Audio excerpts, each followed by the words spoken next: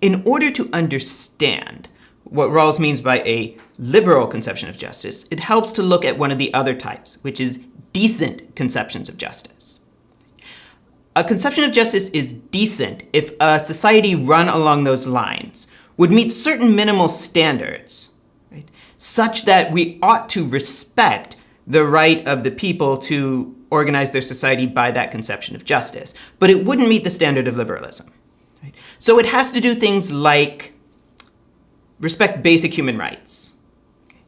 It has to have some mechanism by which people can challenge policies that they believe to be unjust. In particular, people need to be able to say, look, given the conception of justice, the decent conception of justice that this society has adopted, it's not justified to disadvantage this group in this way. Now, what exactly decency means gets into some complicated territory. Right? I want to point out one thing about decent conceptions of justice.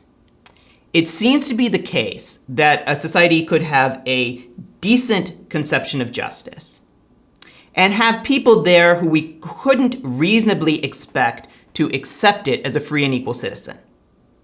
So suppose you've got something that is a society that really favors the Baha'i faith.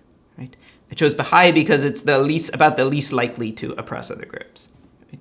But let's say it was advantaged Baha'i, people who practice Baha'i in certain ways. Not persecution, right? Not anything that extreme, but it passed certain bounds where it was definitely putting other people in an almost second-class position. And suppose that they were to say, look, we can't accept this as free and equal citizens, right? We can't see any way that accepting this conception of justice is beneficial to us in the long run, right? It's outside the bounds of which you could reasonably expect us to accept as a good thing. The response would be, okay, yes. So the society would be saying, yes, but we've chosen this conception of justice, and we're going to expect you to comply with it or leave, right? But there'd have to be, if it's a decent conception of justice, you couldn't expect everyone to accept it as a free and equal citizen. Okay. Of course, there are conceptions of justice, presumably, that don't even rise to the level of decency. Right?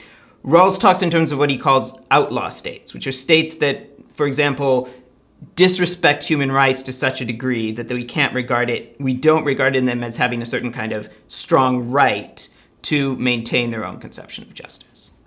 Right? So decent conceptions of justice, right? They aren't like, it doesn't involve like massive human rights abuses, but it doesn't meet the standard that Rawls calls liberal.